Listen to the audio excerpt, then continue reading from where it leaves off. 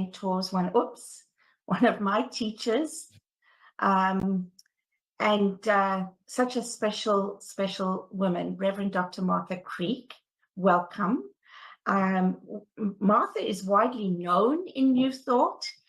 She is ordained in religious science and divine science. She has served as a ministry consultant, has been on faculty at Unity Spiritual Institute.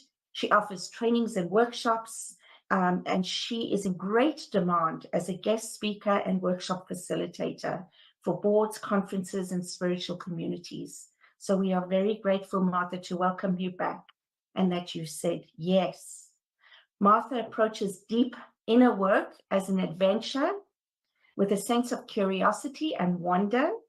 She's a master of the right questioning, and she calls forth the most stubborn and self-defeating patterns in us all to create a new way of being.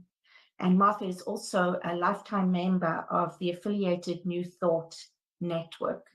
Welcome, welcome, welcome. Oh, thank you. Thank you. Blessings to you all. It's an honor, such an honor for me to be here in service. My mission in ministry and in the world as a ministry is to serve those who serve. So I speak it again. I also speak it to establish why I'm here today, which is to serve those who serve.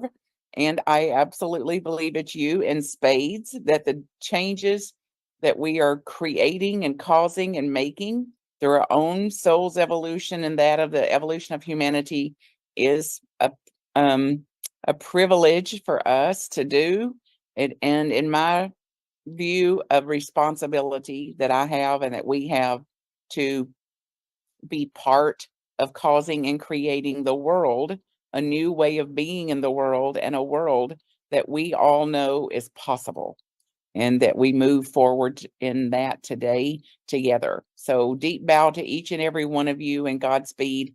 And if ever I can support you in any way, get directly in touch with me, marthacreek.com. My email's there, the phone number's there. And the topic today is really close to my heart. It has been now for several months. So I have referred to this and spoken about it actually regularly because of the relevance it has, the also the hope that it has, and the assurance that this is the reality of the lay of the land, the reality of nature, and inspired to me through my readings and contemplations and Richard Rohr. It's where this conceptually came to me.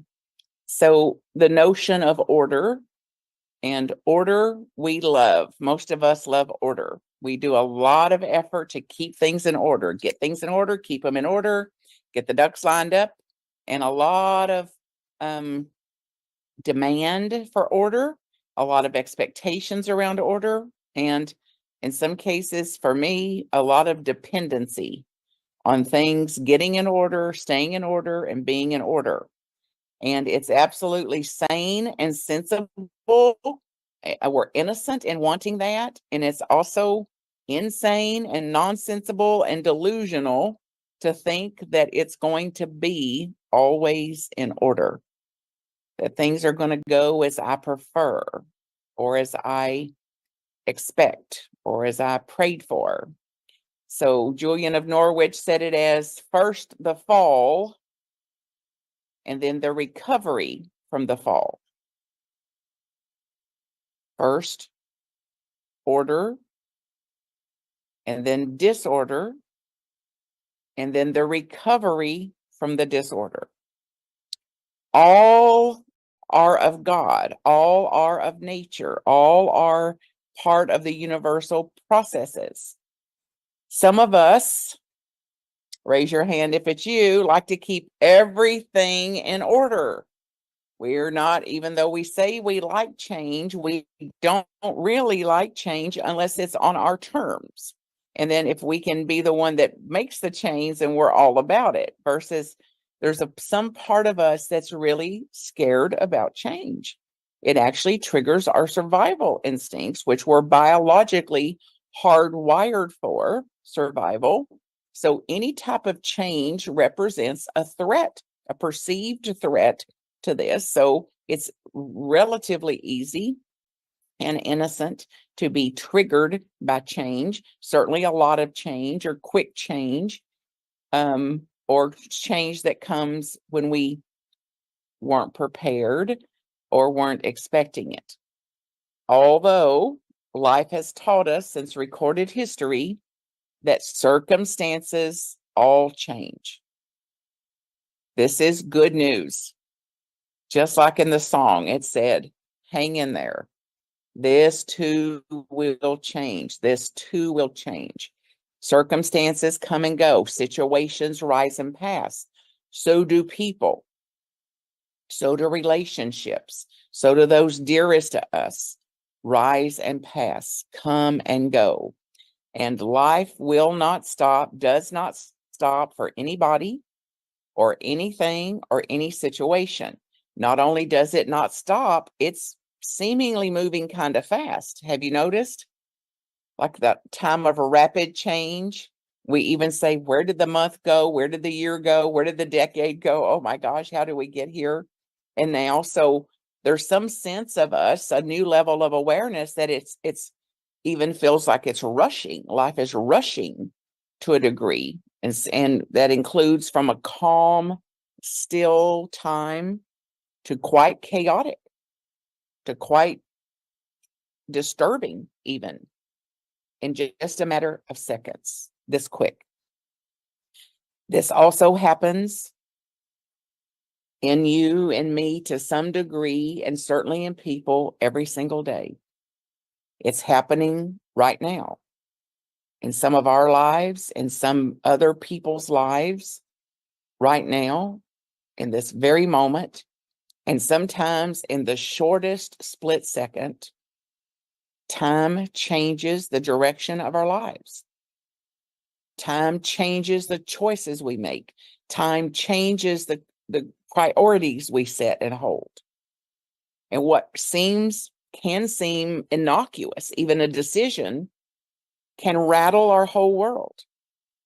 Even like we say things like the rug was pulled out from under me, like a lightning struck, like the world as I knew it is over now. It's different. So as entire lives have been swiveled, flipped upside down, and for better and worse, for better or worse, for better and worse, both and in unpredictable events, we know from our own spiritual practice that there's a part of us, an infinite, eternal part of us, that even through these losses and changes and the disorder that we feel, that there is a part of us that is less affected by this, that knows oneness, that knows infinity, that knows eternity, and that knows even in the sense of a perceived threat, there's a part of me that is immune from that. A part of me that knows this will rise and pass, and a part of me that is innovative, resilient, filled with grit, an open mindset to say, how will we be in this? How can I be with this? So instead of OMG, OMG, what am I going to do? OMG, what are we going to be? It's like, I don't know what we're going to be, but I'm going to do everything I can to cause and create toward what I want to see be, what I want to see become. So we are not helpless in these times. Even though we didn't ask for them, we didn't expect them, we don't delight in them, I do not love them, I do not like them. It's in these times that we are not helpless. We can and have an innate inherent power to take action, sensible, sane action in every situation or circumstances, even as they're rising to pass. So we are not helpless in these situations. And the changes are going to come. We cannot stop that. We cannot help that. And what we do in relationship to the changes holds all the power in the universe. How we are in the change, how we are in the losses, in the disorder, is going to cause and create a sacred opportunity, a divine opportunity for us to be part of and responsible for, able to respond, response able in whatever's happening, to move forward and toward what is actually important to us and what matters to us, and to be a part of, after we've been led out of our quote normalcy, we're led now through disorder and dismantling of an older way of being into a new, more open space that Brene Brown refers to as the messy middle.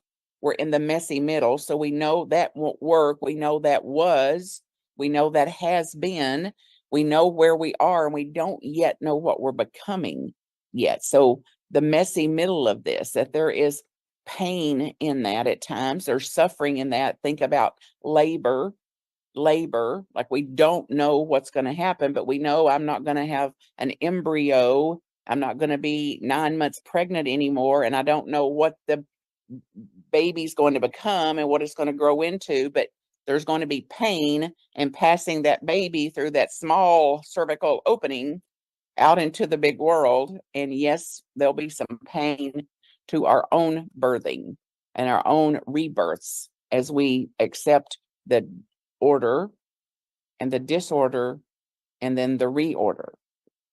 And if we're not willing at some level for this reality, then it's going to be a lot more suffering, a lot more pain, and a lot more resistance and digging our heels in. So some of this pain can be optional as we open to a willingness of thy will be done.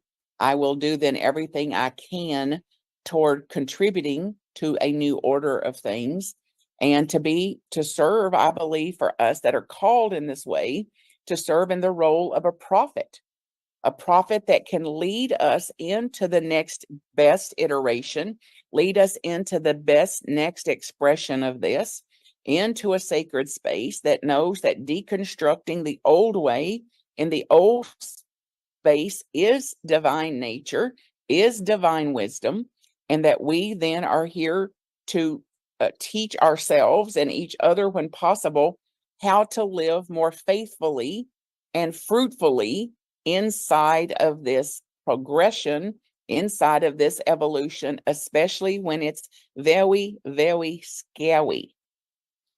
And to accept it is and will be very, very scary at times. And we are still deeply, through our spiritual practice, able to reconnect ourselves, realign ourselves to the infinite, to that which is real and larger and deeper than we are in our human aspects, and to be part then of light shedding, to move forward to what is being birthed, is what's coming, and a new sense of order, a new sense of being, a new way of being, literally. Eckhart Tolle refers to it as a new earth, being part of creating the new earth, the new way. So most of us are somewhat dependent on homeostasis, balance, keeping it all in order. And the dismantling of it requires a new stasis, a neostasis, a new way of being. And it's not, we're not yet oriented, particularly in our ministries and the way we serve ministries, to what that new way of being in ministry is. We know the old way has been dying and declining for decades now. And then this new way of serving ministry through hybrid, through not just a Sunday service, through groups and small groups and conversations and music and message, is absolutely going to be required for our sustainability and long and thrivability in the future. So just as we needed, though, first a sense of order, we needed the container a container for that. And if to stay, though, in that same container is dangerous if we try to stay there too long, like old, new wine and old skins. I mean, we've been cautioned about this. It is also self-serving at times to keep us small like this, and it's natural to want to a degree if we're scared of what the next may be or what the unfolding picture may show us. So order will be deconstructed by the trials and nature of life. We must go through a period of disorder to renew, to rebirth, to actually grow up, to actually grow ourselves, to expand. And then only in the final reorder stage, which is not final, it's cyclical. So order, disorder, reorder. And then only in the last, the third stage of the reorder can darkness and light both exist. The old and the new both exist. And paradox can be okay, that we live with a foot in each world and split in the middle at times, and to land on that we're finally home to ourselves and finally home in a world that never actually existed, that was always in motion, that was always changing, that was always dying, that was always blooming, always becoming, and awake now as spiritual beings, awake to the Alpha and Omega, the birth and the death, the old and the new, the what was, the what is, and what is becoming. And to live in the reality of that is what is wholeness. That is what is oneness, not one or the other, but the both and. And it will then require us to have deepen our spiritual practices of what is true, what is actual, what am I believing here, what are the consequences of what I'm believing, to absolutely accept and integrate that death is part of life, not just theoretically, not just as a platitude, that failing is a part of success, that failure is a part of victory, of trying things. We're in a laboratory to test things, to see what would work and what wasn't, what didn't work. And that imperfection, or our so-called imperfections, is included in divine perfection. Imperfections as perfection. And that opposites exist, they also collide, and everything belongs. Everything is included. No exceptions. And until I include everything, I'm going to suffer more and more and more. So pain then is a teacher. Don't have to love pain, don't have to like pain. It would be very masochistic to do that. And pain is included. Pain is a part of it. And for me, not to dismiss pain so quickly, so easily, or seek to be distracted from it, just to maintain or some illusion that I can hold this order in place, this older way. To say, no, I must accept the nature of it, the coming and the going, the rising and the passing. And I have to continue to be cautious about trying instant fixes and quick fixes, and acknowledge myself over and over and over as a beginner, as somebody that's learning, somebody that's in a laboratory of life to see what's possible here, what could be done here, and to pay attention to what works and what doesn't, what moves me toward the way I want to be in the world, and what leaves me stuck in the way I've, quote, always been in the world. So what will move me toward my own goals for my life, for my jobs, for my profession, for my family, for my relationships?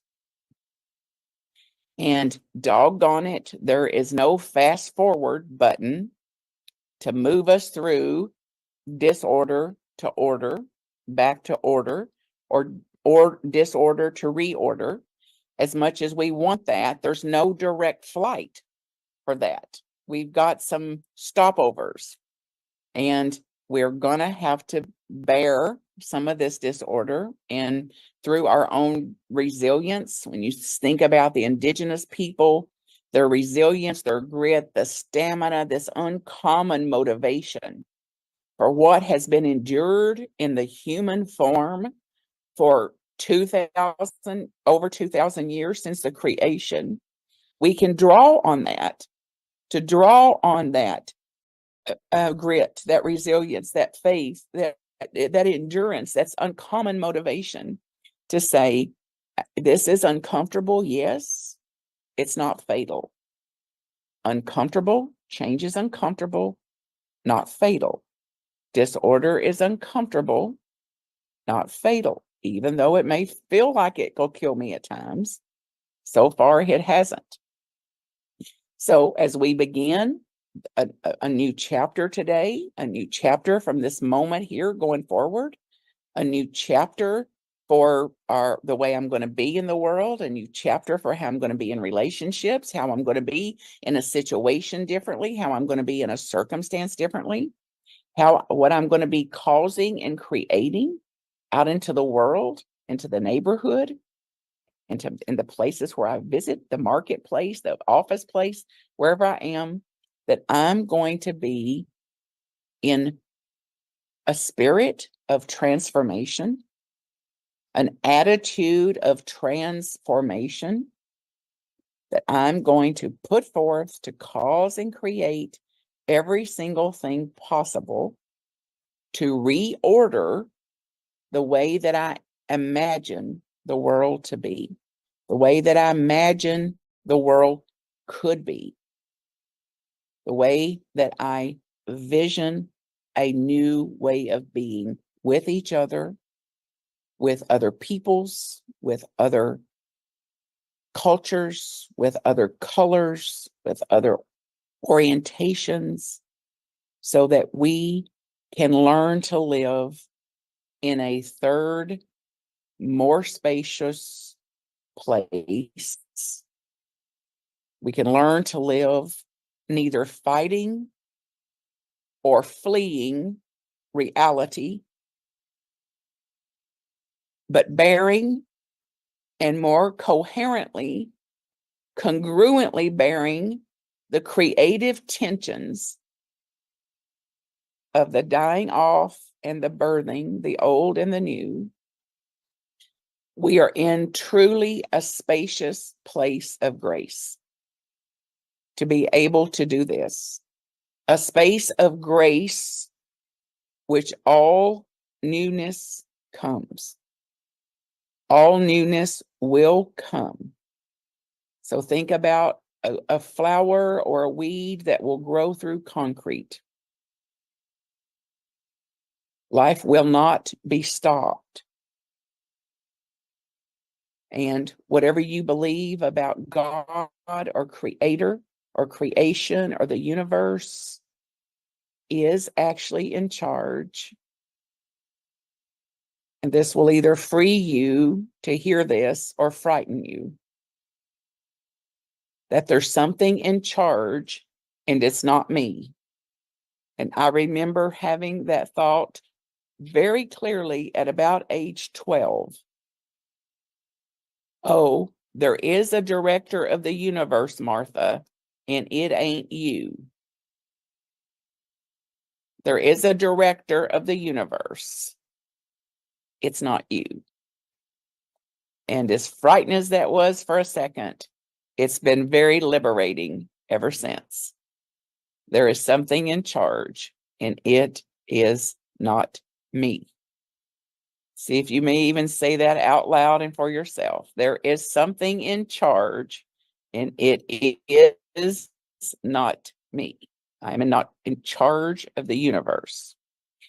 So just like through all of our great spiritual traditions, we have been offered this, we've been encouraged around this, the transformation that is possible, what to pay attention to, what to align with in the way of truth, capital T truth, and the reality, and to be called into, to have a vision that impulses us, a vision that encourages us, a vision that will also pull us forward to learn to live in this more spacious place, and to accept that there will be times of tension, of creative tensions, of disorder, order, reorder, order, disorder, reorder. And there is no direct flight through the disorder. So accepting some disorder, and that's been absolutely demonstrated for us throughout our own lives, our abilities to do this, and certainly by master teachers, sages, and seers.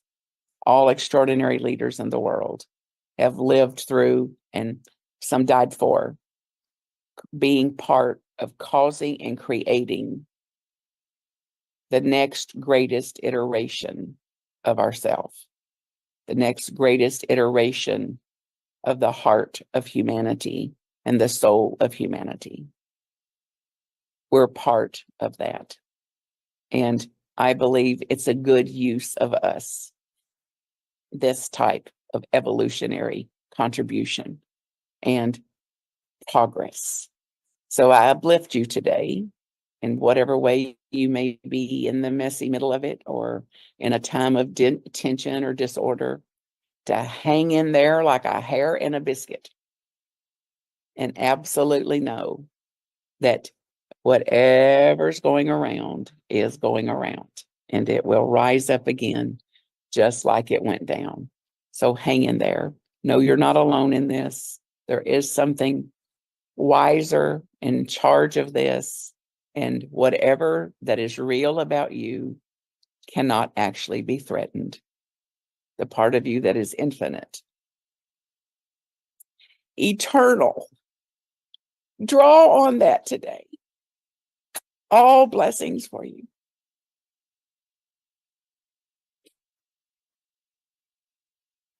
Oh, wow. Thank you, Martha.